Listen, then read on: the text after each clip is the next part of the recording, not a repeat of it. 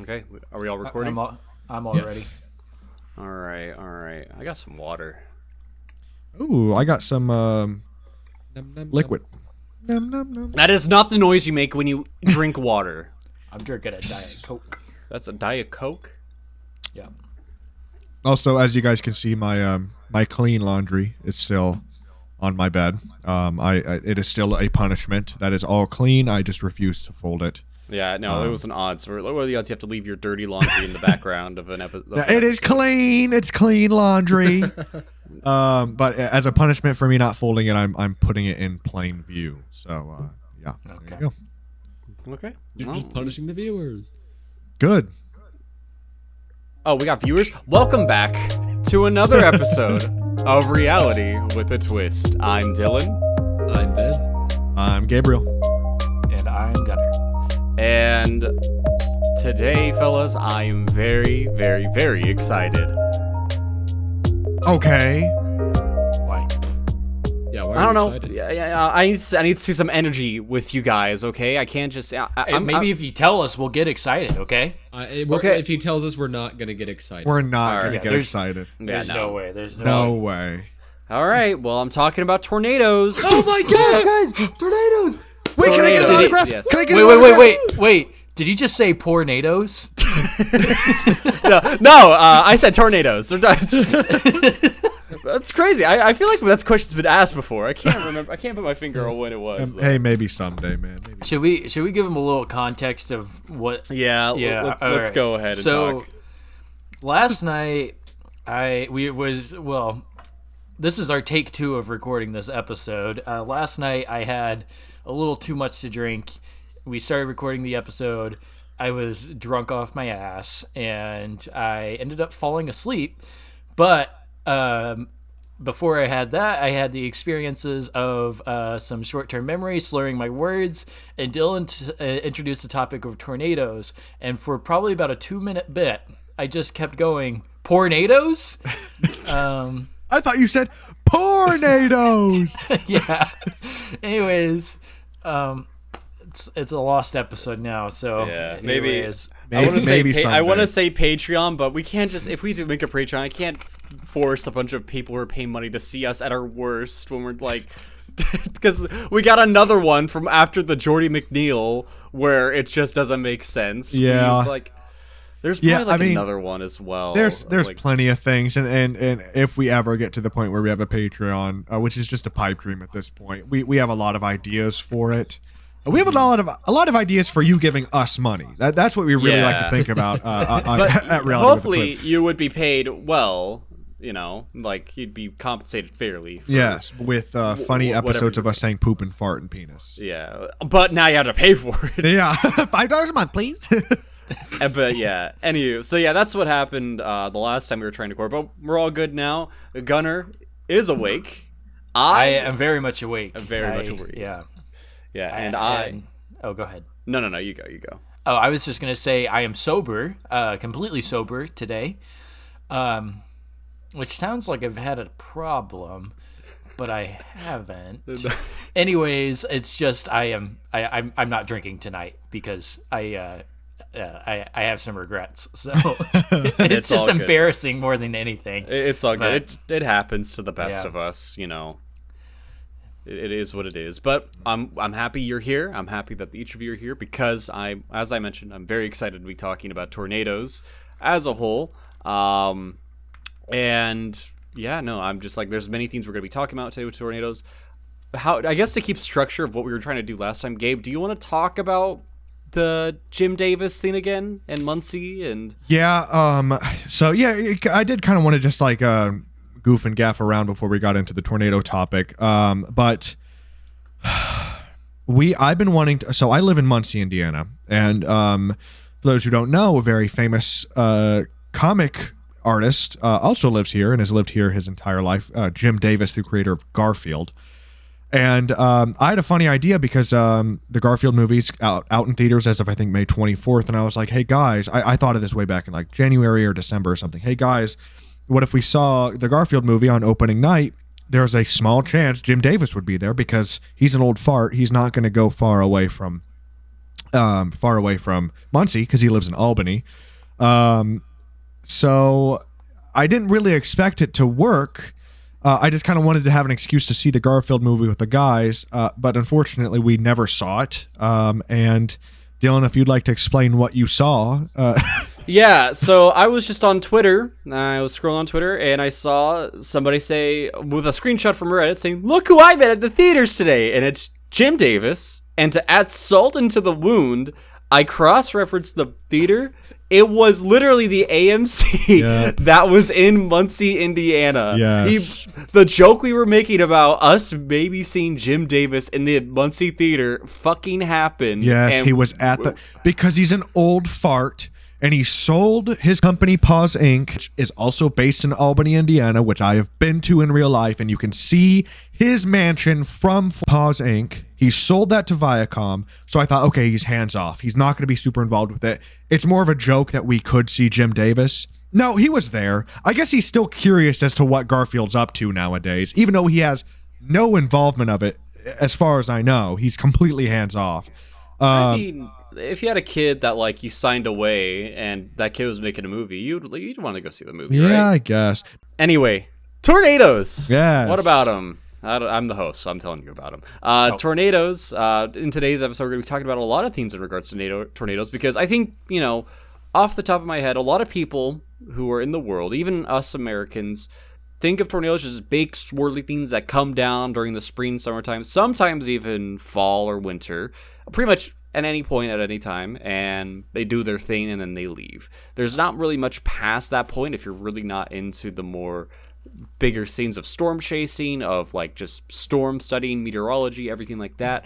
So most people don't really understand much about like the specifics of a tornado, and which is why in today's episode we're going to be talking a little bit about those specifics, obviously in a more fun way, because I am not a meteorologist. Disclaimer: I'm not a meteorologist, not a not a weather expert. I'm just a guy who really likes tornadoes, and I want to talk about them because I feel like there's so much to talk about and so many stories to tell about tornadoes that have hit this earth. Because let me tell you, fellas, tornadoes are probably some of the most interesting and most unique feats of Mother Nature ever. Like hurricanes, they're big storms that blow a lot of rain and wind, whatever.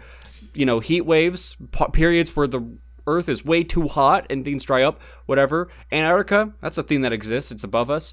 Tornadoes are one of those things that have to require a chance to be there from one part, then another chance to form in a perfect condition area, then another chance to on like what it's going to be like in terms of strength and wind speed, another chance of how far it's going to travel. Like there's so many things about it, and it becomes unpredictable at a point, and that's what makes it so interesting. You want to know how we know that tornadoes are more interesting than hurricanes? How? Hurricanes have two names depending on what hemisphere you are. It's either a typhoon or a hurricane.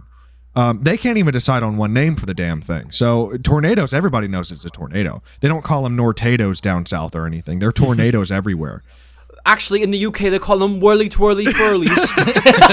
Oh, my bad.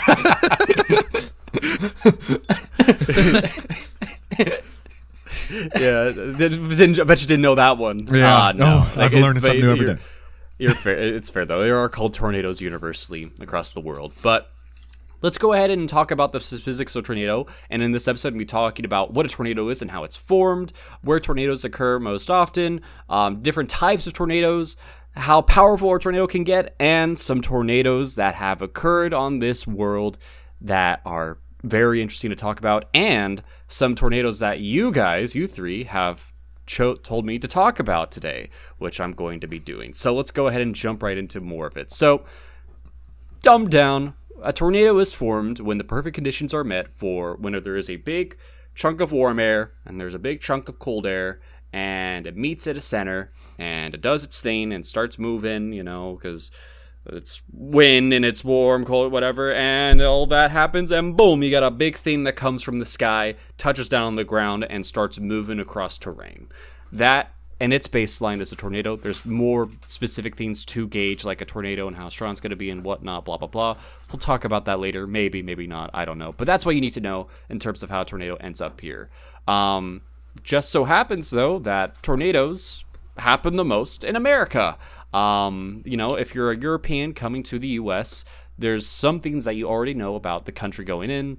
We like guns. We have a lot of very not healthy foods, and tornadoes happen only here, is that mindset. First fun fact of the night, tornadoes do not exclusively happen in America. They also have it in Canada. And Canada, well, Canada, sure, but realistically, a tornado can happen anywhere in the world, which is why I say tornadoes are so interesting, because it requires so many specific things for one to be created. But that's the thing. A hurricane needs a big storm cell to develop. Heat waves need to require a bunch of things. Like tornadoes, if it's just a random day, and in Russia, where it's all mountainy and stuff, doesn't matter if it's been snowing for 20 years straight. Just one day where it's a little bit warm and there's a cold front or whatever, and you got a tornado coming through the world or the area. Which, speaking of which, I think in the 1980s there was an F4 tornado that ran through Russia. Don't know where. I didn't do research on that, but tornado has happened in Russia, and the deadliest tornado on Earth happened in, I believe, Bangladesh. Really? Yeah, wow. It's definitely, the deadliest ever happened in India. I could be wrong. Once again, I really kind of focused more on the Americas for this, but the deadliest tornado ever recorded on Earth happened in a foreign country that wasn't America. But obviously, there's set countries are going to have these little subsections that will allow this to happen. But America is so unique because the middle of it is entirely flat.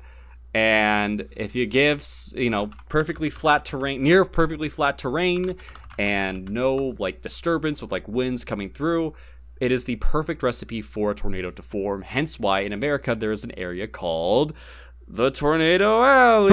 Tornado. I knew it. Tornado. Yeah. But funnily enough, there's also other tornado alleys in America. Obviously, the main one that we all know is within Kansas or Oklahoma, Iowa, that one strip in the middle there. Oklahoma is obviously the one that's probably hit the most, especially Texas. Texas, whenever there's a tornado outbreak, it's always the state that has at least one or two tornadoes form somewhere. So tornadoes, they happen anywhere on the earth, but more specifically, they happen the most in America, in that middle part called Tornado Valley, and that's where some of the most powerful have ever been created. But let's go ahead and talk a little bit more about just the tornadoes themselves. We talked about how they're formed or whatever, or how they come to be, where they typically would come to be. But let's talk about, once a tornado is forming, what's it going to look like? It obviously, once the conditions met, a tornado will form and everything, and there are different types of forms a tornado can take throughout its lifespan, and that's what I'm going to be talking about here for a second. So, one of the main forms that every tornado starts off as is a little rope tornado, and that's the term that is used. It's called a rope tornado. Essentially, think of a rope, and think of this rope coming from the sky and doing its thing. Yeah, that's a rope tornado. It's essentially a very small stream of wind that... Whoa, what are you doing, Ben? Oh, guys. The rope tornado. I was just demonstrating. Right, yeah, okay, cool.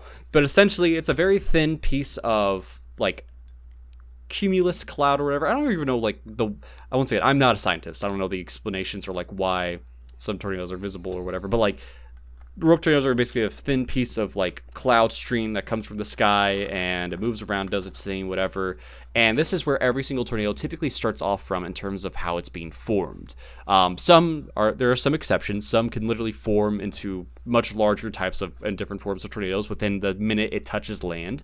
But most of the time, it has to start off with this, whether it be a visible vortex or an invisible vortex. And that's another thing to keep in mind of. Every tornado has a vortex.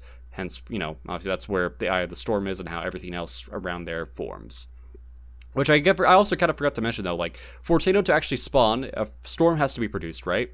And then from that storm, a supercell has to be produced. And then from that, a mesocyclone also has to come from that. And then from there, the main cyclone or tornado comes from there. So a lot of variables for that tornado to be created, but it happens, and it happens the most in America. So once you have your rope tornado, typically most of the tornadoes that happen in the US or in the world period, they typically are this, and then they fizzle out. But some form into other forms, and one of those being the cone tornado. Could you guess what a corn tornado? Could you guess what a cone tornado? It happened in Indiana only. No, a cone tornado. Essentially, what happens with that one? It's thicker at the top, thinner at the bottom. just like a cone would be. Hourglass tornado's my favorite. Yes, hourglass. I mean, there are such things as hourglass tornadoes where they have a very large dust cloud at the bottom. What's thin their part at? Let me slide in that. Go ahead. I'm sorry. Go ahead. Someone probably died in an hourglass tornado, and you're like, where the at? Can I see the twerk? Wouldn't be RO without that. Anyway, but clone tornadoes are essentially and they're probably the most iconic form of tornado shape ever. Like the cartoonish tornado. Like, yeah, it's like when you're thinking of a tornado, you think of it being thick at the top, thin at the bottom.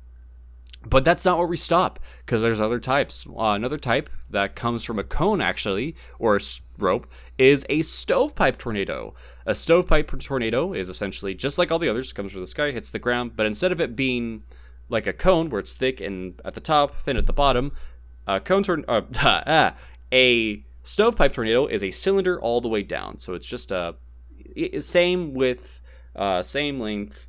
Nothing really changing about it. There's something to awe and be amazed at, because once again, tornadoes in these stages, they're very beautiful to look at. They're very, it's just, they're beautiful. It's you in our lifetime, most Americans, most people won't really see a tornado, and to behold of one, these are probably the most beautiful to see them, because they're typically not the most dangerous yet.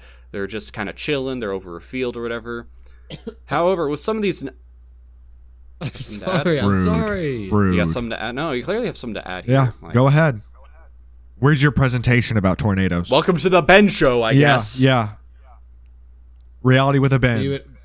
Be with a tornado. Oh, okay. I was gonna say I did want to add one tiny thing. Yeah. And that I think there's a very, very recent, amazing video of a stovepipe tornado. I think I found it on TikTok personally, but it's basically somebody panning up from the sky down onto the ground, and you see this winding, just like insanely, like breathtaking tornado. It's otherworldly, essentially. I don't know if you guys have seen it, but I think that's also kind of where the Midwest stereotype of like beer belly dads just sitting on their porch with a tornado outside, just like, well, where is it? Yeah, I'm watching it. Hey, go inside now. I'm watching it. If it doesn't move, that means it's coming towards you. Yeah, which that's another thing. I'll mention it now. If a tornado is not moving, if it looks like it's not moving, chances are it's moving towards you. Yeah. So if you are standing outside marveling at a tornado, if you ever have that chance and it's not moving, typically get out of its path at that point, because it is probably coming towards you. Which I think that goes to show, that's the thing to say as well, is that like with any tornado, never try to like be in its presence. Don't think just because I mentioned it's like a rope and it's not that powerful, or if it's a cone, whatever. Tornadoes are tornadoes, even at their weakest, which I'll talk about in terms of the Fujita scale later. They could still kill people. They could still do things to people. And I think last time we tried recording, that's where I kind of talked about dust devils, water spouts, and fire whirls. Yes. These are not really, I mean, I guess they are kind of tornadoes, but they're not in the same classification as what the tornado we all know and love is like. They're essentially storms or sort of tornadoes that are formed out of, with certain conditions, once again, but they don't need like a storm to be produced. They just need the conditions of cold air and warm air. Water spouts obviously happen over oceans. Dust devils happen in sandy or dusty areas, and fire whirls happen most commonly in forest fires or wildfires.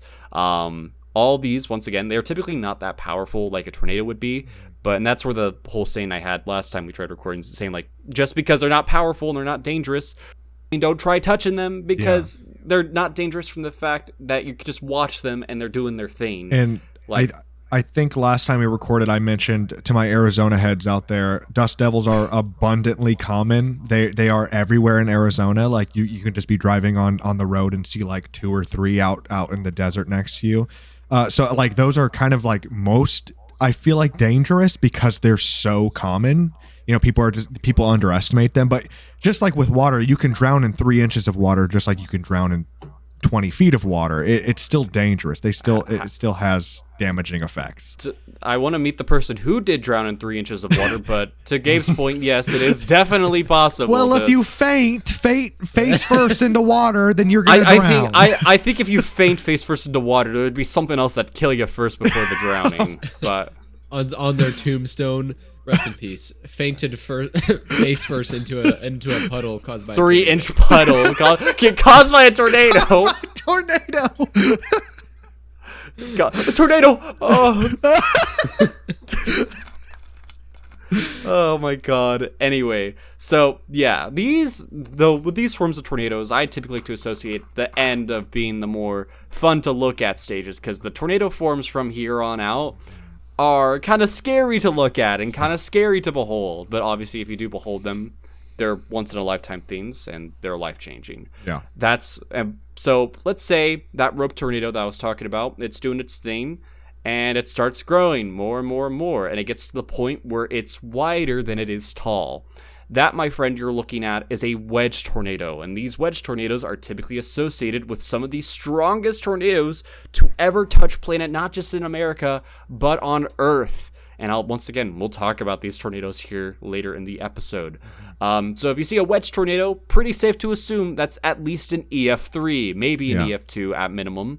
But those types of tornadoes are very, very bad. They're very dangerous. You need to get inside, go into your basement, most interior room of your home. Don't stand outside for too long. From there, the tornadoes kind of get a little bit more dangerous because a wedge tornado is bad on its own.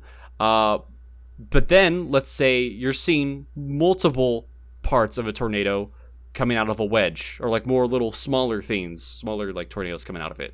That is called a multiple vortices tornado. And typically most wedges, I like to say, are multiple vortices. Like the most powerful wedges are multiple vortice tornadoes, because multiple vortice tornadoes are essentially multiple tornadoes inside of one.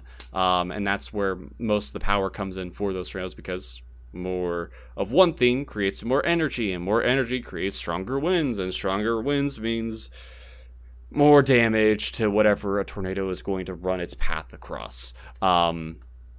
And another subsection of multiple vortice tornadoes that help indicate this is a type of tornado that's probably my favorite, called the Dead Man Walking.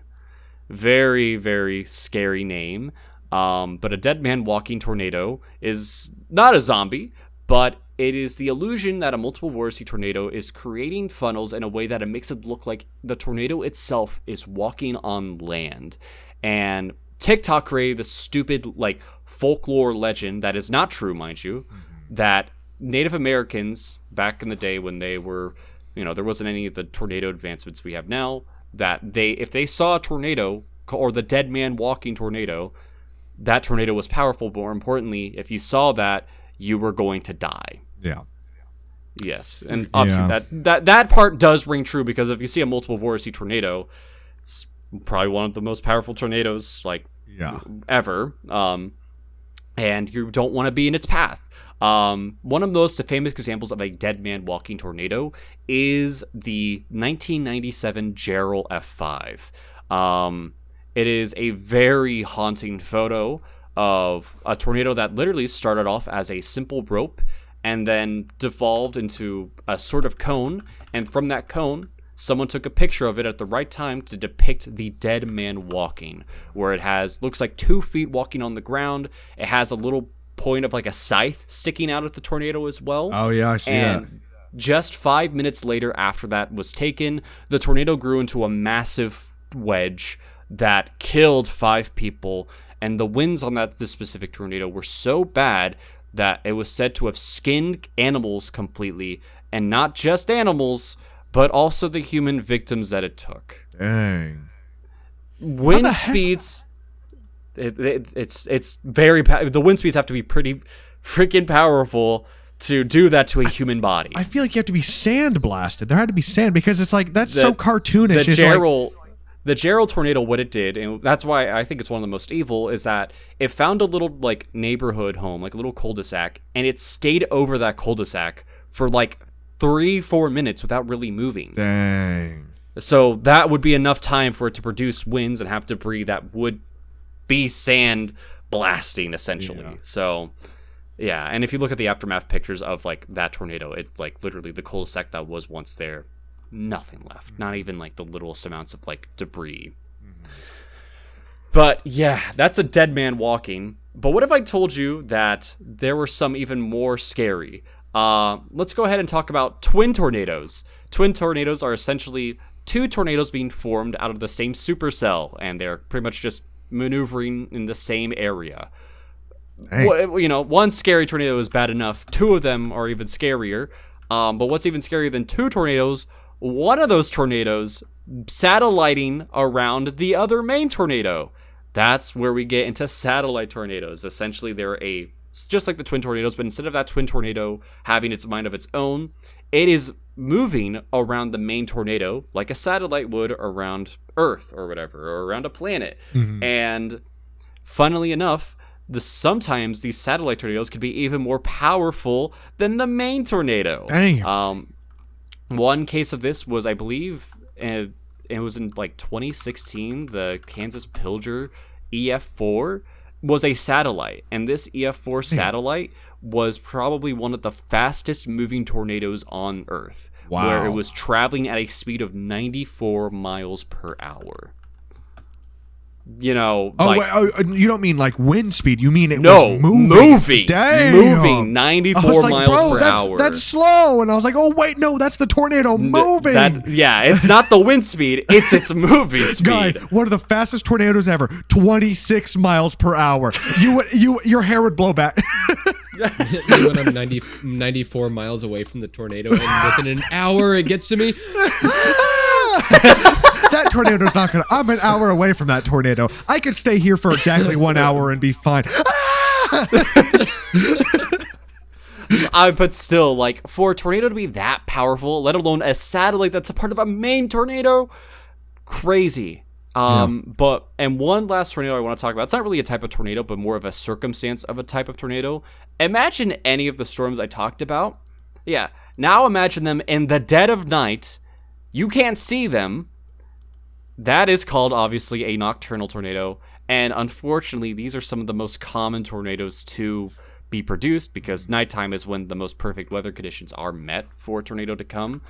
And obviously, most of the terrible tornadoes you hear about in history were nocturnal tornadoes. So that just is another reminder that if you are, in like a tornado alley or a more severe weather system, always be cautious at nighttime when you know there are storms coming. And speaking of not being cautious, one thing I want to mention, though, is the National Weather Service is a thing that was established by the government to help us Americans prepare for tornadoes when they come. Thing with tornadoes, they're kind of hard to predict. You can't just, once again, they're not like hurricanes where a big storm system's coming and it's going to take out the East Coast. What the National Weather Service does is it produces a map of America, and in that map, it then lays out areas of tornado or severe weather probabilities. And those severe weather probabilities are encapsulating a whole entire area. Just because an area is encapsulated in a severe weather probability does not mean that that area is going to have a guaranteed tornado come through it. Think of a tornado deciding where to produce like a dartboard, and America is the canvas. Imagine the dartboard being set in a certain area, and like that is what's known ahead of time. Let's say it's Indiana. There's a 20% chance of severe weather block over Indiana. That is really bad. That means an EF3 or higher tornado could be produced from that storm system that is about to come in. Where the percentage comes in is like covering your eyes, taking a dart, and throwing it in that area, and that's where that tornado spawns. And that's where things called tornado outbreaks come from, because depending on how strong that storm system is, it can throw maybe 10 darts, it can throw 20. Sometimes, like if you're the April 27th, 2011 tornado outbreak, which let me go ahead and pull up the exact number here, it could produce a whopping 360 tornadoes, all within the span of a couple of hours. Damn. It is a big zam right there. And let's go ahead and now talk a little bit about tornado strengths themselves and why they become so scary. And I kind of mentioned it already throughout talking about the tornadoes themselves. The Fujita scale. You guys probably have heard about it. Probably not in that word, but you've heard of F1, F2, F3, F4, and F5. This system was established by a guy with the last name Fujita. And before this point, before the system was set up, tornado documentation was near non-existent. People had a very hard time gauging like when a tornado was going to spawn, and more importantly, how a tornado was powerful or like how much damage it did. Because back then it was just like if you see a tornado come across the ground, it blew away some homes, and it was like, that was a strong tornado. How strong was it? The Fujita scale was created. The Fujita scale was created to help kind of guide researchers and the overall community to understand how strong a tornado came through, as a means to help show and help be, ready people for these storms, but also as a means to help us do research on how to continuously improve our calculations of tornadoes and how we can assess damages after the fact. The Fujita scale is basically a system based off of first gauging wind speeds of a tornado after it's passed through, and then with those wind speeds gauging the damage done to its path. So let's say for an EF1, a tornado that is an F1, or I guess now the new system is the enhanced Fujita scale, because there was a tornado that kind of changed the whole system. I'll talk about that one later. Let's say there's an EF1 tornado. An EF1 tornado is a tornado that has wind speeds of around 86 miles per hour to 110 miles per hour. Pretty high wind speeds, but this tornado in itself is the most damage it's going to do. Take off some roof shingles, bust out a couple of windows, might even take the roof off of your home, depending on its structure. But that's where the more enhanced details of the enhanced Fujita scale come into play, because surveyors after the fact or after the tornado, the hand. For our listeners, Gunner's reaching in 4D through the camera right now. All right, there we go. It's in focus. Okay. There we go. Yeah. Okay. Anyway, so basically surveyors will look at tornado damage, and they'll look at things like how structurally sound was the house when this damage was done. Like, was there any other signs of like third party, toying that could have affected the damage of this area? Was this a damage that happened when the tornado was going through or after because of the damage to other infrastructure? And this type of surveying and damage comes most in handy when gauging EF3, EF4, and EF5, because those tornadoes are the ones that are destroying houses. They're the ones clearing foundations. They're the ones that are taking cars and picking them up in the air and carrying them miles away. Some cases, tornadoes have been strong enough to pick up a car and take it to a whole nother state. Damn indeed. And obviously, as I mentioned, the highest EF scale or highest EF measure is the EF5, and that in its current day is a tornado that has over 200 miles per hour in terms of wind speed and produces incredible catastrophic damage. And that type of damage being nothing's left. You imagine your house, imagine it not there anymore. Like, no evidence of it ever being there. No, I know, crazy to believe, but yeah. That's the power of an EF5. Now, you might be wondering something. Dylan. I'm wondering something. Dylan. Is there ever a tornado that is more powerful? I'm sorry. Is there ever a tornado that's more powerful than an EF5? Well, yes, and let me explain. When the original F scale... No, Dylan, I'm not going to let you explain. No. Okay. It's yesn't. Moving on. So, yeah, we're done talking about it. Let's go to the local artist of the week. No. I know. But essentially, when the original Fujita scale was made, the scale was actually set up so that way everything could go all the way up to F12. Here's the deal, though. F5, as I mentioned, imagine your house and then imagine it not being there. What do you gauge as damage past that?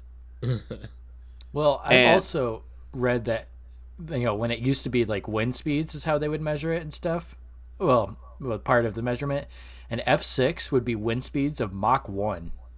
Yeah, essentially. Like with the old Fujita scale, the F5s of that time would go from a range of 261 miles per hour to 318 miles per hour. Can you imagine being the first ever F6 tornado that wind speed for first time on Earth reaches Mach 1, and there starts being a sound breaking the sound barrier, and that's the thing with the old Fujita scale. It's because you can't conceive that damage. If F5 is already nothing, what's worse than nothing? And at one point in time, when the old Fujita scale was present, and this is where I'm going to kind of start talking about more popular tornadoes and the more historic ones, some people actually tried gauging at an F6. The most famous of a tornado that once was given a rating of an F6, but then was obviously downgraded to an F5, was a tornado that happened in Xenia, Ohio, all the way back in, hold up, let me pull up my notes here on my phone, all the way back in 1974. And some people like to give this title to this tornado called the Scale Breaker. Essentially, the Xenia tornado was a tornado that was produced during a tornado outbreak that happened during the 1974 super outbreak, where that produced a lot of tornadoes around the Ohio River Valley, parts of Indiana, just a bunch of places. But the most powerful tornado to ever take place during this time was the 1974 Xenia tornado. This tornado caused 32 deaths. It had the highest wind speeds recorded between 250 to 305 miles per hour. And 2 of the deaths were subsequent by fire, because the tornado had, I'm guessing, blown up a gas, or like torn apart a gas valve, and then an ignition was met, and it set fire to everything. At this time, when the surveyors were looking at everything, and while people were giving this tornado its stuff, they did a 10-month-long study on everything. And people at this time were like, this was the worst tornado ever. This tornado did so much damage. It demolished houses, took away everything. This is the first F6.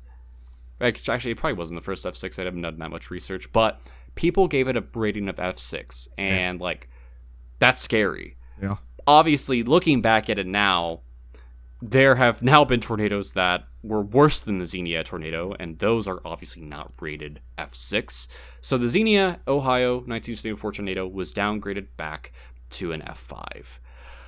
And the reason why I say there has been some stronger tornadoes to ever hit Earth is because right now, actually, we're kind of experiencing this. Right now, we've been in a drought where we haven't had an EF5 tornado in what is, I think, about 13 years, right? 10 years at this point. Yeah. The last time an EF5 tornado happened was all the way back on May 20th, 2013 in Moore, Oklahoma. Wow. When an F5 obviously went through Moore, Oklahoma. And a very not very a not very friendly reminder of what happened previously. We'll talk about that here in a second. This tornado, the Moore 2013 F5 tornado, killed 24 people, injured 212, caused $2 billion in damage, and of the 24 killed, a handful of those were kids in school, as this tornado ran through 2 elementary schools during its path of destruction. Wow. It was just an evil tornado. It did it on purpose. Tornado really said, what's one more school? Darn it. Yes. No, but and if you looked at videos of this tornado forming, it was one of those cases where it just kind of immediately formed into the monster that it became. And the reason why I'm saying it's not a very pleasant reminder to the people of Moore is because this tornado, even though it was really bad, this was not the first time a tornado of its caliber went through the area. And it's not the first time that a tornado that went through Moore, Oklahoma, had the National Weather Service completely reinvestigate and reinvent the Fujita scale because of how bad it was. Enter the 1999 Bridge Creek, Moore, Oklahoma F5 tornado. Also, I like to call it as the mother of all tornadoes. This tornado, after its path of destruction and after everything had happened, had a clocked-in wind speed of 302 miles per hour. This wind speed is the highest wind speeds recorded on Earth in general. Hey. No other wind speeds through any other means have been recorded higher than what this tornado that hit these small cities did. This tornado was so powerful, was so damaging, was so evil that the National Weather Service said, this completely blows our scale out of the water. Like, we cannot... What if this was an F5? How will another F5 top this? How will there be another F5 that is worse than this? And that's where the enhanced Fujita scale came into play, because from 1999, when this tornado happened, to 2007, there was no other officially ranked F5 or EF5 tornadoes. Whoa. So literally, for 7 years, no tornadoes were ever, like, documented or anything of like that sort because of how bad this one was. And the next EF5, because that was the last F5 tornado ever, was that 1999 Bridge Creek, Moore, Oklahoma tornado. Yeah. The next one that happened was a Greensburg, Kansas EF5 tornado. I won't talk about that one too much because I don't have it pulled up and I wasn't really planning on talking about it all that much. But that one was using the U enhanced Fujita scale that we all still use to this day. And obviously the enhanced Fujita scale has helped us measure some tornadoes that have been absolute monsters. One example of this, or I guess multiple examples of this, all came about during the same tornado outbreak I mentioned earlier, the April 27th, 2011 super tornado outbreak that hit the states of Georgia, of Alabama, of Texas, of course. A bunch of these lower southern states were hit heavily by this storm system. One thing I forgot to mention about tornadoes on the EF scale is think of them like loot boxes. Possibly one of my favorite things ever. Luckily for us, and why there's been such a long drought of EF5 tornadoes, is because they are very, very, very, very, very rare to happen. In fact, it's calculated that an EF5 tornado happens 0.05% of the time a tornado is to form. The one above that, being the EF4, has a 0.45% chance of forming. And to give you guys some insights, just this year alone, there has been about, I believe, 4 or 5 EF4 tornadoes to hit touchdown. And that's a topic I'll kind of touch on briefly here in a minute. But if you think 0.05% chance is a very high rating for just one EF5 tornado to spawn, imagine 4, all on the same day, all within hours apart of each other, all hitting areas of Alabama. Enter some of the scariest tornadoes that I have ever had to look at, research, whatever. Let me go ahead. Actually, I lost them, guys. I don't know how to do this. All right, episode canceled. Oh, I can't do it anymore. Hold up. I don't know why that page closed. But anyway, 4 EF5 tornadoes were among the hundreds of tornadoes that hit the towns of, Alabama and Georgia. These 4 EF5s, one hit Philadelphia, Mississippi. I really need to have this list in front of me if I'm going to start talking out my ass. Hold on, give me a second. There we go. One of these EF5s hit northern Philadelphia, Coy, and Winston County, and Noxubee County in Mississippi. This tornado was so powerful that it dug a trench 2 feet deep into a pasture. Did a lot of damage to completely swiped homes off their foundation and everything. And this tornado in total killed about 3 people. Right after this one came the Smithsville, Mississippi and Alabama EF5 tornado. This one unfortunately killed 23 people. Just once again, completely wiped, a bunch of homes off the map. The next most deadly out of this bunch was the Hackleburg and Phil Campbell EF5 tornado.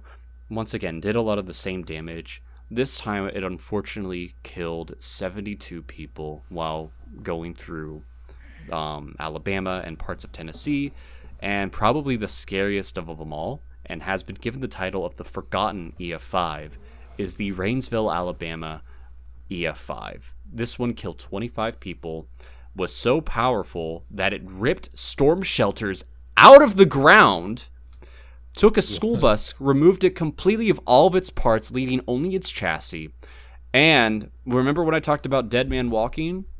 This tornado probably produced one of the most sinister-looking dead man walkings that I have ever had the pleasure or displeasure of looking. And if you want to go ahead and look up the 2011 Rainsville EF5. This tornado also produced some of the most eerie pictures ever. And the reason why I say it's the forgotten EF5 is because around this time, obviously, during the super outbreak, many other big, powerful tornadoes hit these states all at the same time. EF4s that hit, oh god, where'd they hit? Some EF4s hit more populated areas of Alabama. Obviously, Phil Campbell EF5 killed 75 people, but the Rainsville one, what it had done is that it had actually wiped out areas of communication to the outside world. So when this tornado was going through among many other deadly ones at the same time, not much coverage was provided upon it. And this also correlated to why so many people died during this tornado, because not many of them were warned of the dangers coming their way. And this is why the National Weather Service is so important, to help us prevent any of these deadly tornadoes to do as much damage as possible and limit the amount of people that do die from them. Because that is the sad, honest reality of these tornadoes. They do kill people. They do cause damage that is beyond our own comprehension. And some of them, you were lucky that some of them don't even end up EF5. And that's why I am in agreement that I'm lucky we've had such a long streak of EF5s for so long, because people want one so bad. But what that means is that there has been a tornado that has touched down that is worse than all these other ones that have come through. Another really bad EF5 that came through in the same year, I believe it was on May 24th? May 22nd? Yeah, it was May 22nd. This is the Joplin, Missouri tornado. The Joplin, Missouri started from a very small rope to becoming a mile-wide wedge all within 30 seconds. This tornado hit the very densely populated city of Joplin, Missouri. Through its path, took out a hospital, took out many homes, was completely rain-wrapped, meaning that people could not see it. And because of all these circumstances mixed together, it killed around 158 people. All right, that's it. We got to ban tornadoes. That's it. No more! Somebody's got to stop them. Don't worry. Ben's on the case. But no. The reason why I think this one makes me more chilled at my core is because for a tornado in this current century to kill that many people, it's once in a lifetime. It hopefully will never happen again, but it also shows just how unlucky people in the world can get if a tornado lands at a very improper place. And obviously, the one tornado I want to mention before I move on to your guys' own specific tornadoes that you want me to talk about is the EF3 El Reno, Oklahoma tornado. This tornado was a tornado that formed from a storm system back in just a couple of days after the Moore, Oklahoma EF5 happened. And this tornado, at its peak, its wind speeds were about 301 miles per hour. And its length its width was 2.6 miles long. That is multiple football fields. That is literally the distance from my house to the McDonald's. That is... Can you imagine? Can you imagine being like, "Oh man, there's a tornado over my house, but thank God I'm at McDonald's." Now you're probably wondering why a tornado that was in worse and nearly the same terms of like damage and being powerful as the 1999 Bridge Creek F5 is because of why the enhanced Fujita scale exists. This tornado only thankfully did a lot of damage over rural areas and some homes, narrowly missing El Reno downtown. Had this tornado hit El Reno downtown, might have been one of the first times we would have had to at least argued with researchers about if EF6 was possible. Mm-hmm. This tornado thankfully not really thankfully, but it did produce 3 deaths. this tornado was actually one of the first times storm chasers had ever gotten killed by a tornado, because obviously nobody could have predicted a tornado growing to 2.6 miles long or wide. I keep saying long. I apologize. And sorry to keep going here. One last tornado I want to talk about before anything, and I guess we move on, is the 1925 tri-state tornado. One thing to mention about this tornado is that before 1950, we didn't really track EF scale ratings or anything like that because it didn't exist. It was just one of those things of like, yep, a tornado came down and it did something. Guys, it was bad. Trust me. It's a total. Don't let me. I wouldn't go in there if I were you. I might have to get involved with this one. But the 1925 tri-state tornado. Phineas, we're about to get it.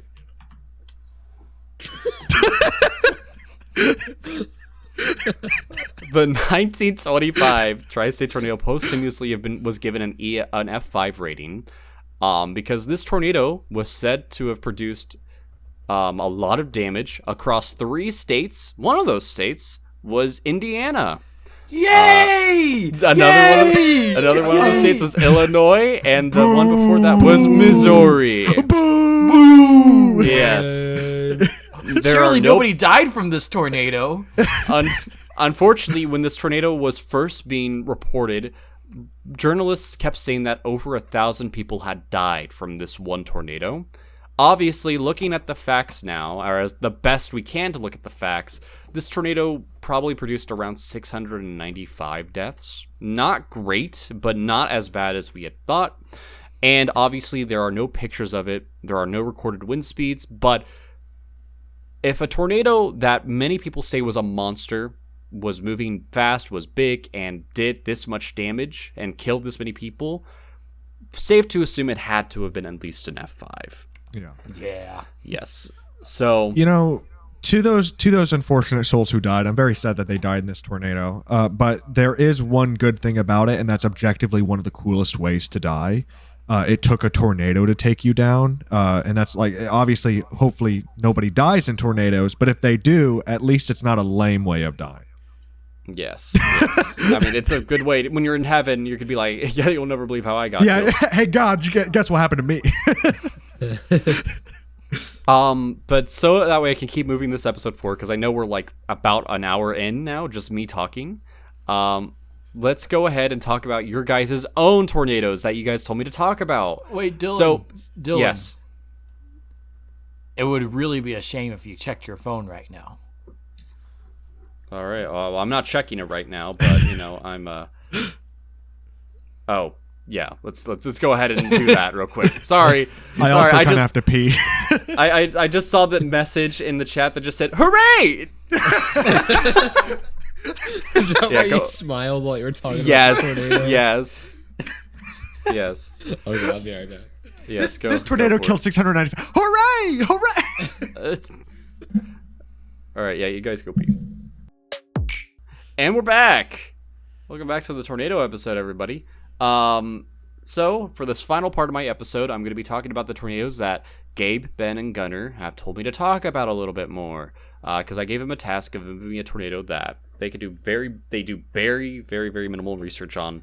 Pretty much just tell me when it happened, and I would talk about it a little bit more. So a quick question. Should we introduce what we know about these tornadoes first, and then you go further into them, or do you just want to lead us through the entire thing? I'll just lead you through. You can say what tornado you chose, and then I'll just kind of lead you through like more details of it and what I gathered. And if I said something wrong, you can come correct me. Like, actually, because I will say, the couple of the tornadoes, well, I guess 2 of your guys' tornadoes happened before there was any like official record tracking, so it's a lot of hearsay about the events of these tornadoes. But I did hearsay. A tornado on the stand. Excuse me, hearsay. Who should go first? I will go ahead and select Gunnar to go first, since he probably had the oldest tornado documented out of all of you guys. In fact, it's the earliest documented tornado in the Americas. Gunnar, what was your tornado? My tornado was the tornado of Tlatelolco. Yes, the Tlatelolco. I can't pronounce it. I'm going to just say the Aztec Empire tornado. The reason why I'm going to refer to it as this is because this tornado happened to hit the capital, the Aztec Empire, just 2 days before I believe its capital would have fallen. And obviously, like I mentioned, there is no official documentation of like its wind speeds or its EF or F scale rating. But just back in, I believe it was 15. Oh, Jesus God. Why me? Please. Sorry. Back in 2007. Back in 2007. back in 1521, my very rough abridged version of it to make it sound a little bit more entertaining. The Aztecians, that's not how they're referred to, but the Aztecs were chilling, doing their thing, and not kind of really, they were about to fall and collapse, and they were all like, man, I really hope there isn't any other bad things that happen. Things couldn't get worse. And then one of the first ever documented tornadoes, because obviously there were tornadoes that were happening before, swept through. And it did damage, so much damage to the point where it completely wiped out what was remaining of, any infrastructure for the Aztecs. If it were my opinion about this tornado, I would say it would have a maximum rating of about F3 at that time, maybe EF2 in today's standards. But obviously, that's saying a lot for a bunch of things that are built very poorly and don't have anchor bolts and proper board, whatever is used to build our current day houses. But those types of wind speeds and that type of damage is more than enough to really inconvenient a bunch of people, especially those that have a very ancient civilization built upon them, and very, very humble beginnings in terms of infrastructure, as I keep repeating myself. Obviously, this tornado would ultimately lead to what would be the fall of the Aztecs. And I also feel like it's partially why there's not much to really find about them, and they're as the Aztecs themselves are very hard to document because a lot of their last things were kind of destroyed by this very unfortunate tornado that swept through the Americas.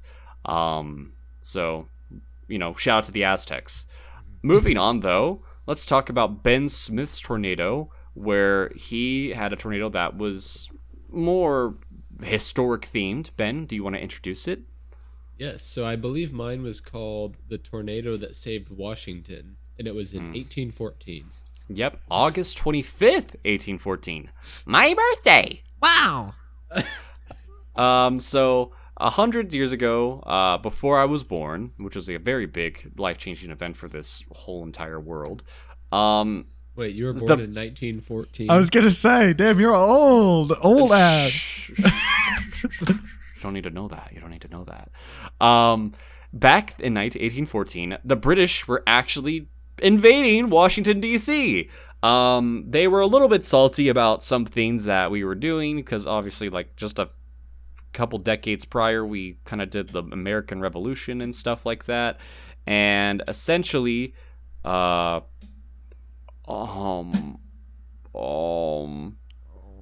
Hill was being stormed by the British. They were destroying the city entirely. They were doing a bunch of damage to it, everything like that. And the damage and the magnitude of everything was so bad to the point that then president at the time, let me figure out his name real quick. I lost it once again. I'm really Dylan Wiley. President Madison. George Bush. President Madison and his cabinet were having to be evacuated and taken to a safe haven. And during this battle, during this time, it really seemed like the British were going to do a lot of damage to Washington, D.C. Enter in what is most likely at max E or F4 scale tornado. Once again, no official records or documentation, but from my own assumptions, I'd like to say this was more of an F4 tornado. This tornado spawned at its strength, at its wind speed and everything that it occurred, for some reason in the East Coast. I was going to say, that's really far Washington, east. D.C. Yeah, and also just, it was very, very, very weird, because the British obviously were making a plan to further push into the East Coast and other areas so they can bring more dominance among us Americans. And they quickly found out why America has a stereotype of being the tornado hot spot of the world. Because the rare Did that occurrence of an East stereotype Coast exist? tornado, I mean, kinda. The stereotype of the rare occurrence of an East Coast tornado at its very strong wind speeds and damage swept away British forces, swept away a lot of things, but it also at the same time swept away a lot of Americans.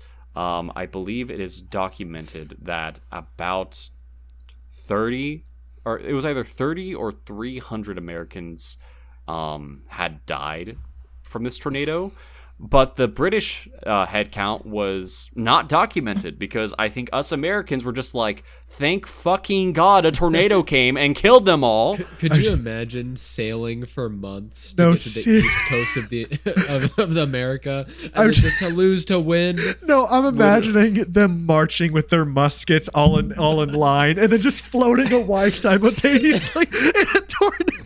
And Whoa! I imagine the cabinet being like, President Madison, we're out of options. What do we do? Call him in. Call him in. He owes me a favor. Call his ass in.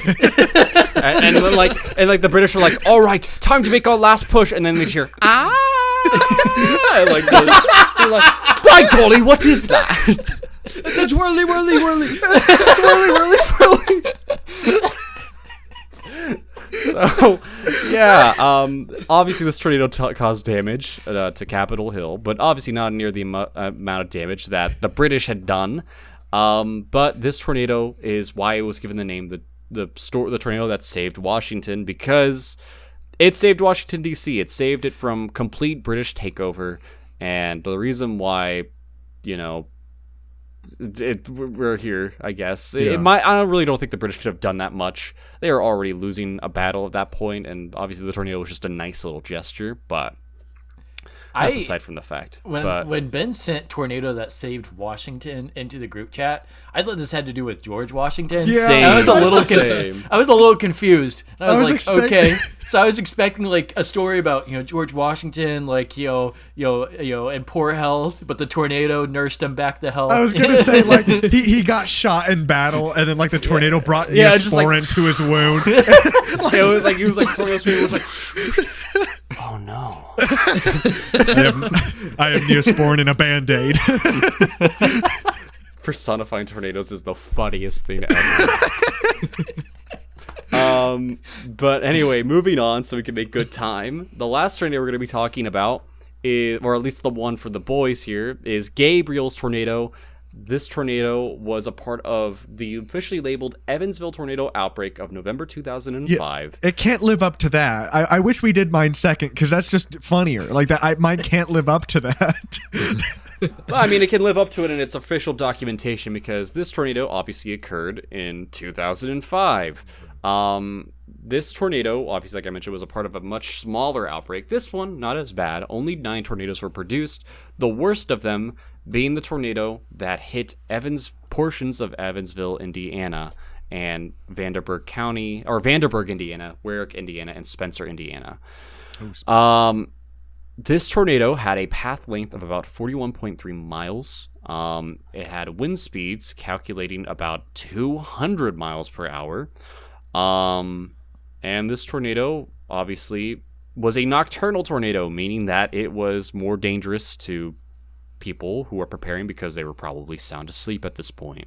And that's where a very scary image that Gabe pointed out, where it's CCTV footage of the tornado just chilling in the back, and it just making its impending doom on the city of Evansville, Indiana. Yeah, just look up November 5th tornado, Evansville, Indiana, and go to the Wikipedia page. There's only one existing photo of this tornado, and it's very eerie. Yeah, what does exist, though, in more plentiful amounts of its pictures are the damage that it did. This damage in total resulted up at $87.26 million, 2005 USD. Obviously, engaged for inflation, it'd probably be a lot more in today's standards.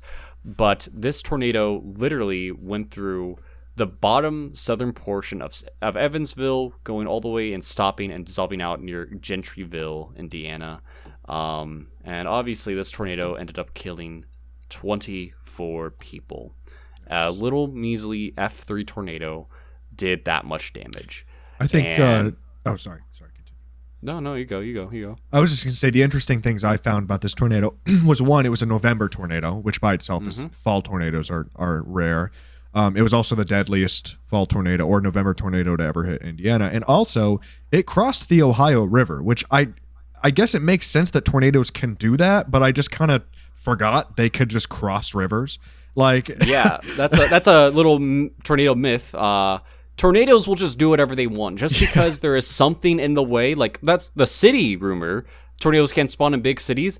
Yes, they can. Damn. EF5 could very well develop in the middle of New York City if the conditions are met, and it will do EF5 damage continuously. So just because there is a body of water, big building, mountains, doesn't matter. If the conditions are met and the conditions are stable, a tornado will keep going through and doing its thing as it normally would. Dang. That's it's creepy. It's creepy. It is very, very creepy and very scary. This tornado, this specific one, lasted about 30 minutes. And obviously it left... and also, another thing to add, this tornado that happened, it happened on November, I believe, 5th? I think 5th and 6th. I think it was overnight. Well, I mean, the outbreak as a whole it did, but this tornado is the deadliest tornado to happen on that day in history, period. Dang.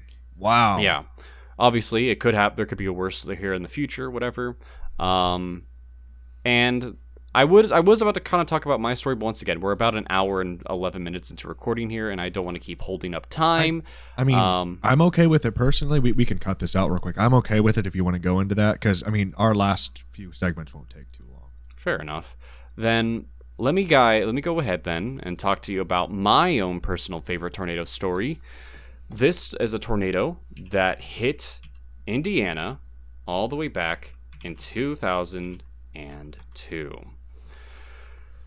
20 years ago, on September 20th, 2002, a F3 tornado... It's 22 years.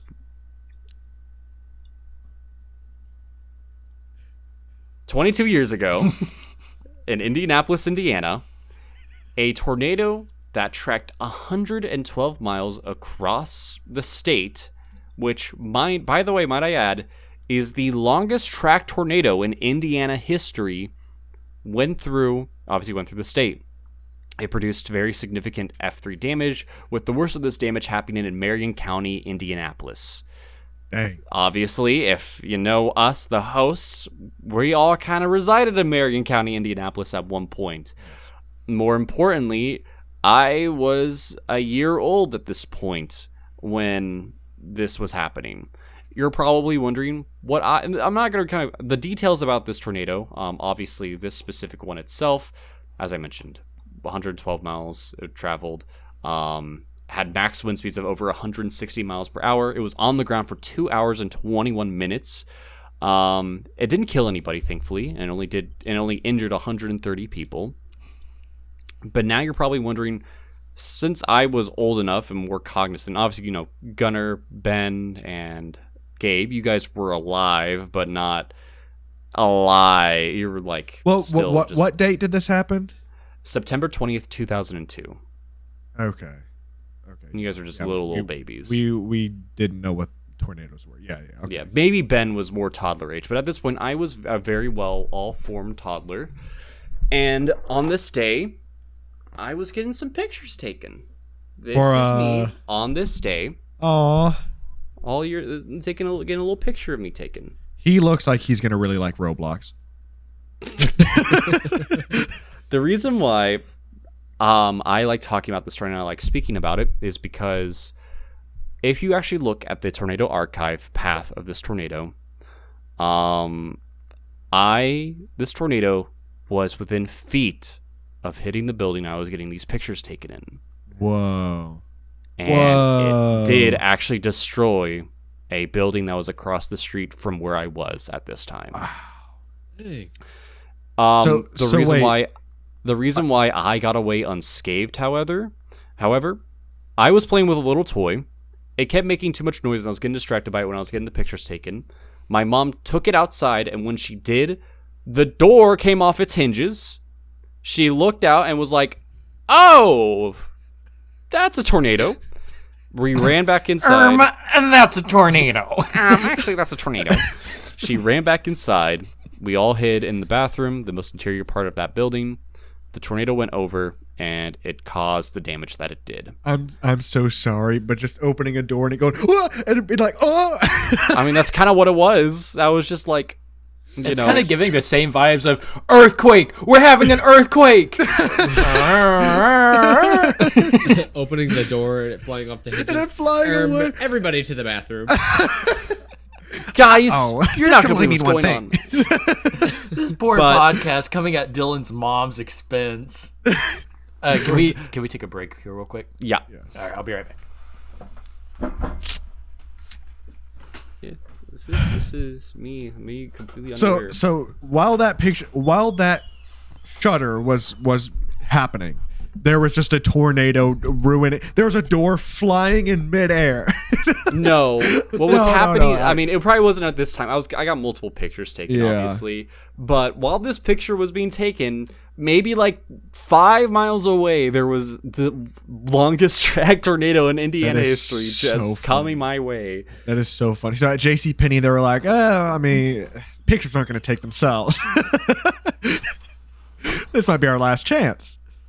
Ah, there you go. There you go. You had to get that McDonald's DoorDash. Yeah, he was telling me he was getting Mackers. Damn. Now I'm hungry. Fuck. Now I'm hungry. I had Mackers breakfast. Oh yeah, right. Yeah. How was it? I mean, I loved it. I love Mackers breakfast so much. So good. So good. I'm sure once Ben sees this, he'll be like, can I get that? You got McDonald's? Took you so damn long to register. Bro said grandma. Because it said Grandma McFlurry. That's not... You didn't take the McFlurry out of that and be like, Wait, McFlurry? McFlurry doesn't sound good right now, but whatever Gunner's eating does. You don't even know what it is. all right, are we all ready to go back in? Yes. And we're back. As I left off on, though, had this store not flown off its hinges, the pressure in the building or in the strip I was in would have caused the tornado when it was going over to cause it to take severe damage.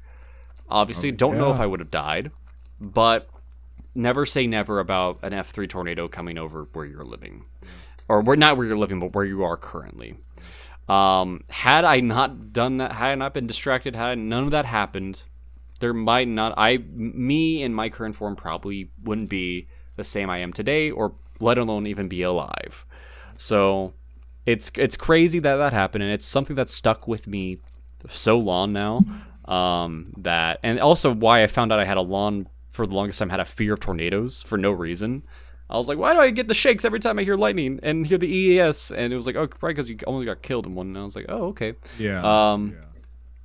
So yeah, that is my favorite tornado And too. being here in the Midwest, it's kind of like nobody ever really talks about it, but it's like I feel like we've all been in relatively close calls with tornadoes. Oh, literally, Gabe. Like, I remember texting you a couple months ago about a tornado that was literally feet away from your.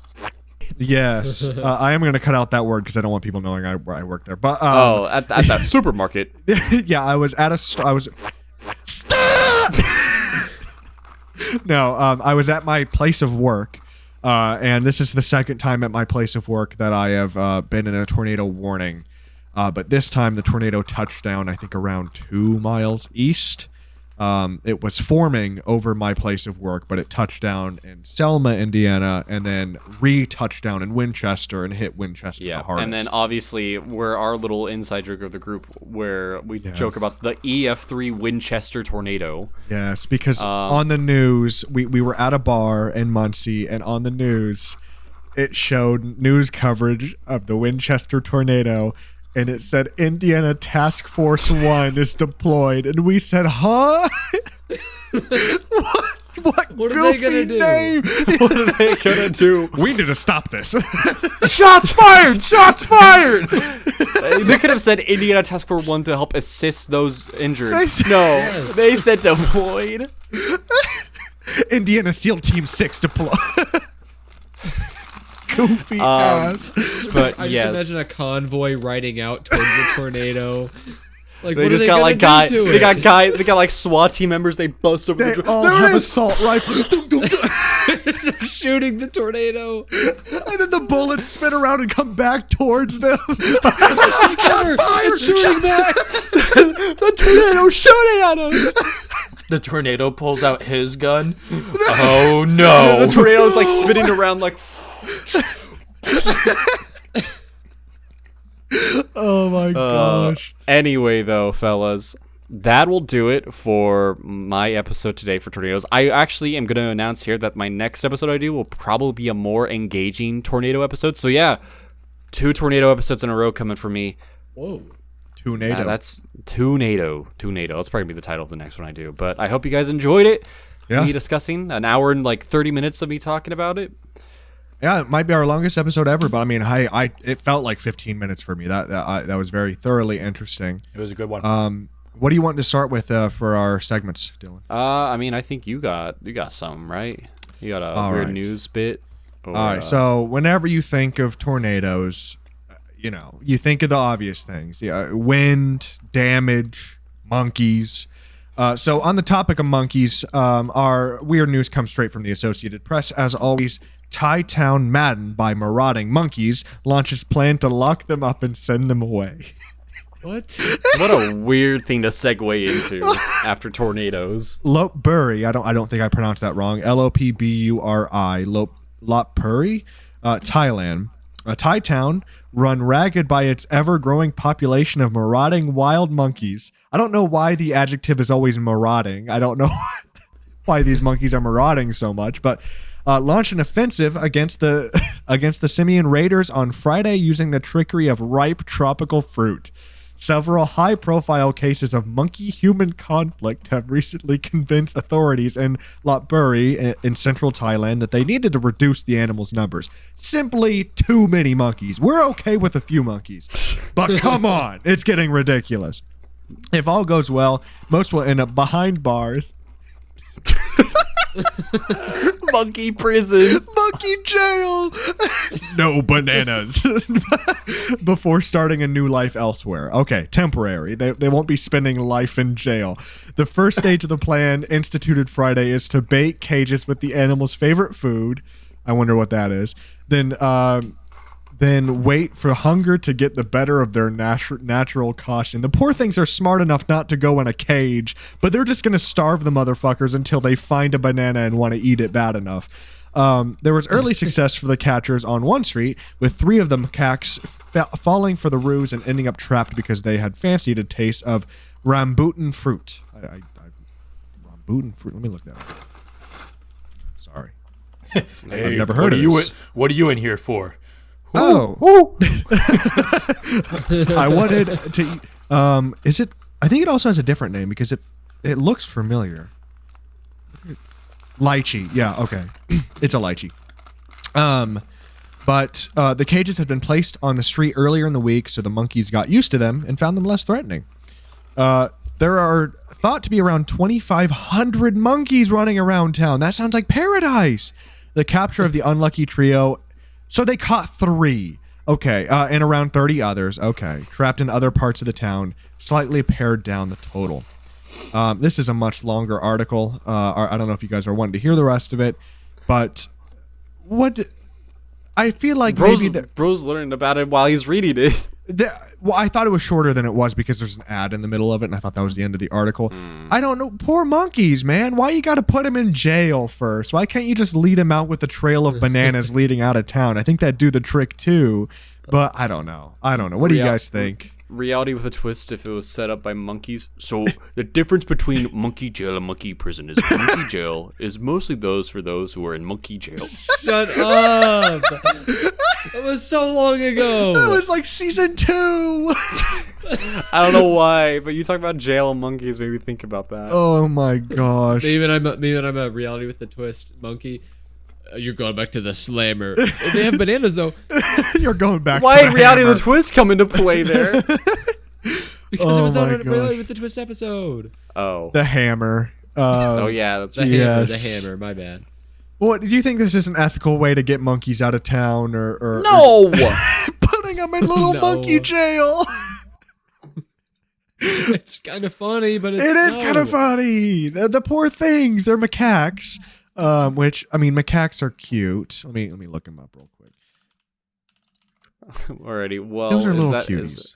is that it for your weird news though? Yeah, the Gabriel? rest is not nearly as important. I'll put the link in the description if you want to read more. It's just a lot of quotes and going further into the what the plan is. But that is our weird news for today. Alrighty. Gunnar, you got a pharmacy drug fact? Or you want to eat your food first? And No, I got it. So, with a topic of tornadoes, I also want to talk about tornadoes and the role of pharmacy. Okay. So, pharmacies, pharmaceutical companies, manufacturing sites are not immune to tornadoes. And actually, just last year in July of 2023, a Pfizer plant located in North Carolina was hit by a tornado, where it says 50,000 pallets of medicine were strewn across the facility, damaged from rain and wind, and then as 25% of the sterile injectable medications are produced in this plant, all ruined, and it led to a inevitable shortage for a lot of anesthetic medications. So Wow. that's tornadoes for you. It is tornadoes. Excuse me. Those are definitely. But yeah. I feel like if you wanted to commit arson, doing it during a tornado warning would be a very good time to do it, because then you could be like, it wasn't me, it was the tornado. Like you'd have an alibi, a natural shoot alibi. somebody if a tornado was coming. Yeah, the tornado got the gun. We tried to deploy Indiana Task Force 1, but it was too powerful. Alrighty, well, thank you, Gunnar, for your pharmacy tornado drug fact for today. Ben, you got a legal fact about tornadoes? No, it is not about tornadoes. It's actually about something very, very unrelated to tornadoes. Today's legal fact is going to be a brief little segment about sex offenders. So, I mean, a Dylan. tornado might be a sex I was offender. about to say, Yeah. I was about to make a joke about that's why I would. no, so I was just gonna briefly go over some little facts or some misconceptions about sex offenders. So basically, there is a sex offender registry. I think we all kind of know that. Some people, if they're convicted of a certain crime, have to go once a year or once a month. Some of them even have to go once a week to go register as a sex offender and update their address, all contact information and things like that for the public to know about. Some sex offenders have restrictions where they can't live within 1,000 feet of a school. We've all heard that one. But not all sex offenders do. Some can live literally next to a school. They could live next to an elementary school. And then another one is obviously just being on school property. Some can't, some can. It really all just depends on the classification that you get based on your conviction. Fair. So yeah, there's a lot of different little misconceptions about that. And one thing, just a little kind of tidbit I wanted to add on to this. Some people who are registered as sex offenders, their crime actually has nothing sexual in nature at all. Really? Yeah. So, for example, I'd say probably the biggest one is people who have stolen a car and there is a minor inside. If there is somebody under the age of 18 who is in the car that you steal, you're a sex offender for life.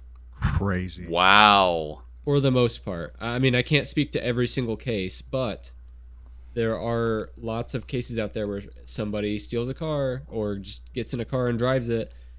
If there's somebody who's under 18 in that car, you're most likely going to be considered an offender against children for life and not be allowed to live within 1,000 feet of a school for the rest of your life. That's wild. So yeah, there's some crazy things that go on there, some interesting, unique cases, but yeah, just a few little interesting facts about that. I guess I'd rather it be too strict, like, kind of more careful than too broad, or than too loose, I should say. I'd rather that be considered sex offense than something that clearly is not being considered sex offense, So I can't complain about it too much. I don't think any of us are going to steal any cars anytime soon. Let's talk about the Roblox tidbit of the week here. Woo! Go every time we record, I talk about the interesting thing that's happened on Roblox on this day in history. Today, not much really happened. The only big thing that happened was that new character shadows are released. This helped make the characters that you have in your little Roblox world look more cool looking because the shadows are now a little bit more advanced. That's really all that happened today. Compared to the last time I did this and I said that Robux were added, yes, big downgrade here. So, not much going on today. Very cool, though. It is very cool. Shadows Even are pretty littlest things matter. You guys want to do some marketing I hate? Let's do some marketing that you hate. So in previous times, I do marketing I hate when I don't have time to do a bad marketing, but I genuinely wanted to do this because I've been noticing this so much on Instagram and TikTok specifically. It's kind of where marketing and social engineering collide. It's just manipulation, really. So I've been seeing a lot of, especially on Instagram, this is more Instagram than TikTok, of these accounts popping up that are kind of novelty accounts, niche accounts that have one purpose, and that's, guys, follow me if you think I'm trying to prove that X can get more followers than Y. And I don't want to promote any of these accounts because they're just phishing. It's most likely people wanting to sell the account, but they just need a way to get followers quickly. One of the ones I've seen is proving that this video of Lightning McQueen can beat my sister who has an OnlyFans account, and it's just like trying to bait, young men who for some reason on Instagram hate OnlyFans. That's just kind of a hot button thing on there for some reason. That's just how Instagram is, trying to bait people into following. And another one I've seen is follow to prove my marketing teacher wrong. Follow to prove that Shrek can get more followers than my marketing teacher doesn't think Shrek can get this many followers. And then finally, the one that kind of started this entire niche thing is, for every 1,000 followers, I'll do X. Or for every one follower, it'll grow this follower city. Or for every one follower, you'll be added to the stack of followers off the earth. Or like those kinds of things. There are certain exceptions. Like the original ones were very creative. I think Statville is one of the big leaders. I don't know if you guys have heard of it. It's basically what started this entire trend. They made a city out of followers, but they actually put a lot of effort into it. None of the copycat ones do. And honestly, those aren't super morally objectionable, but I think the TikTok ones are. These are even worse, especially because nobody sees that they're fake. They're just trying to farm followers to sell these accounts. That's all it is. It's sick dog accounts on TikTok. It'll be accounts that'll say, would you rather buy a Coke for $1? And then you slide to the next slide, or watch this video for 25 seconds and press all the buttons to save my dog who has cancer. And you're like, oh no. I buy the Coke. Oh no, dog, he has cancer. And he's like, oh, I want to see more of this dog. So you click on the account. Account has 3 videos. They're all the exact same post. There's only one picture of the dog. Every single post is the exact same. That's how you know that these accounts are fake. I'm not saying that dog cancer accounts, dogs can get cancer and you can get money off of TikTok, but when it's just farming, that is morally wrong. That is the wrong way to market. That is engineering, that is social engineering, and that is just manipulation. It's really annoying. If you see those accounts, do not give them attention, and definitely just don't just like something because it asks you to like. People will always use that for their own benefit, even if they're pretending to do it for a good cause. So that's marketing I hate. Again, it's kind of broad because it's more social engineering, it's more online, but people are doing it to make money. So I'm calling it marketing. Okay. Well, is definitely some marketing that you do hate, and thank you for providing, Gabriel. Alrighty. Do we have any other themes, or do we want to move into what are the odds? I'm looking forward to the what are the odds today. I'm not even gonna lie. Alrighty, then let's go ahead and move into what are the odds while we're at it. All right. What are the odds is a combination of a dare and a bet. There's an odds asker and a victim. The odds asker dares the victim to do a dare, and the victim gets to set their own likelihood of having to do the dare by setting a number. The higher the number, the less likely the victim is to have to do the dare. On a count of 3, a third party counts down from 3, 3, 2, 1, and then the odds asker and the victim say a number between 1 and the number that the victim set. At the same time, if they say the same number, and only if they say the same number, the victim has to do the dare. There are specific rules that our group has that we'll explain if it happens, but if you don't say the same number, you're scot-free. If none of our individual odds hit, if none of us say the same number as each other, then we will do a descending odds in which we elect one to where we all have to do it. You'll see it's pretty self-explanatory. One of us will have to do the dare. That's essentially what it boils down to. So, anybody want to start? Gunner. That's a good one.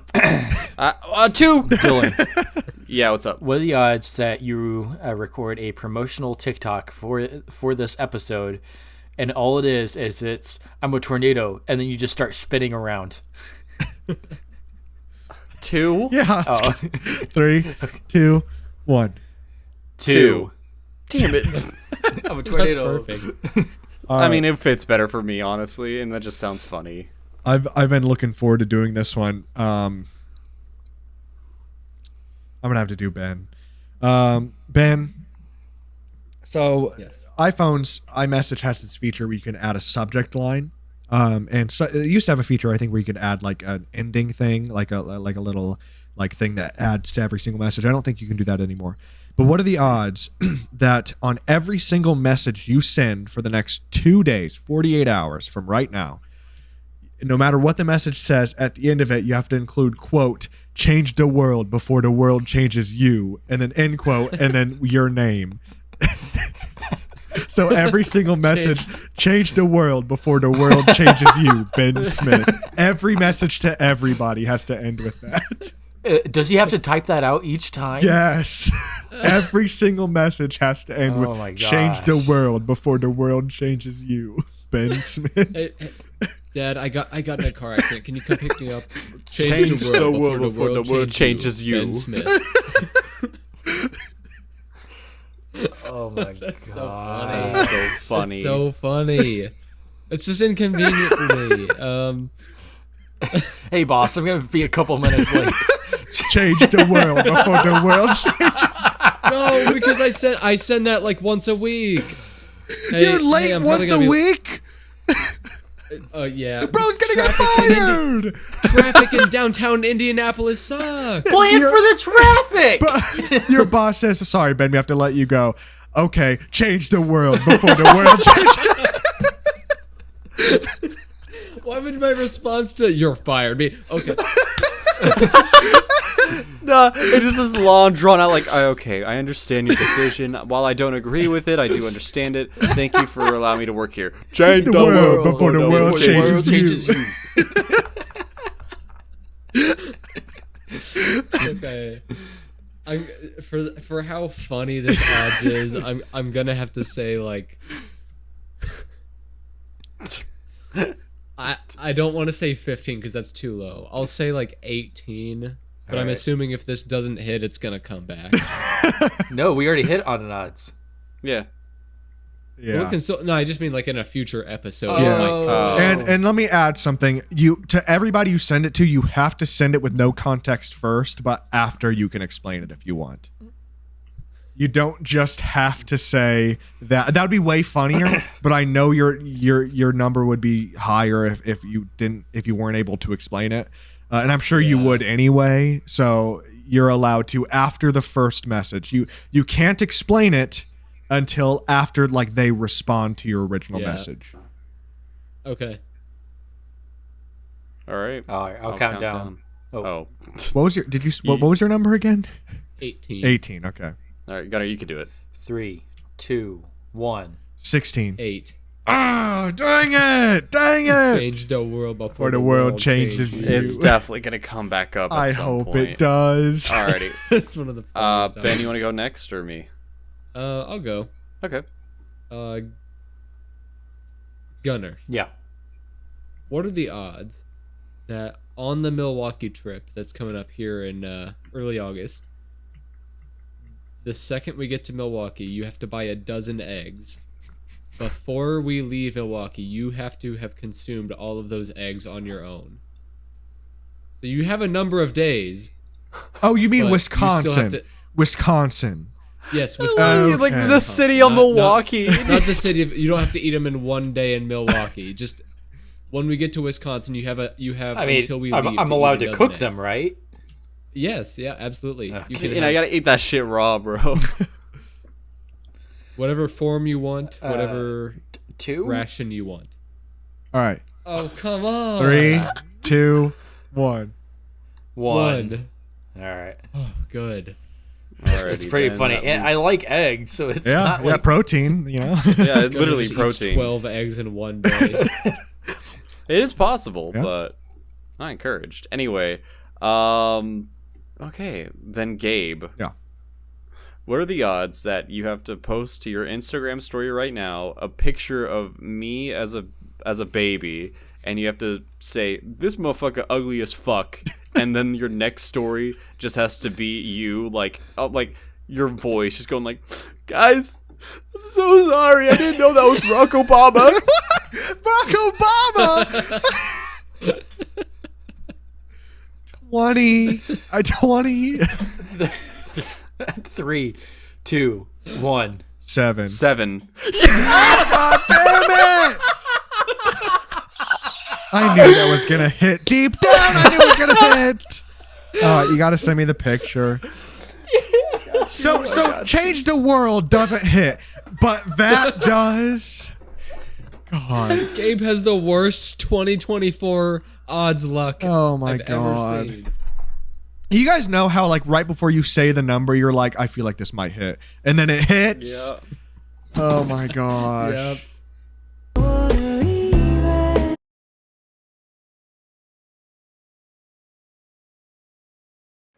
I'm so sorry. I didn't realize that was Barack Obama. He is presidential. I'm so sorry. I didn't realize that was Barack. Can I have your autograph? Change the world Sorry. before The world changes you. Change you. This baby ugly as fuck. I'm sorry. I didn't know he was Barack Obama. Oh my god. Oh my god. I'll screen record it. God how long do I have to keep this up? Does it have to be for 24 hours? You could do it for like until you wake up or Well, something. no, I'm gonna do it longer than that because everybody's Then just do asleep 24 right hours. now. Yeah, then just do 24 hours. Oh my gosh. I'm gonna lose All right, followers. I sent the picture in the messenger chat. That's your concern? Yeah, my mom's gonna unfollow me. She's gonna be like, what the fuck is this guy on? I sent My you the fellow picture in Americans. messenger. My fellow Americans, this is me as a baby. As you can see, I am white. Oh my god. I didn't know that was Barack Obama. Obama. This is a good episode. I needed this. I needed this. Alrighty, well, I gotta say, fellas, this has been a very, very eventful episode of Reality Yes. with the Twist. We're sitting at an hour 44. This is on track to be one of our longer episodes, but I think a lot was discussed, a lot of laughs were had, and a lot of things were learned. Yes.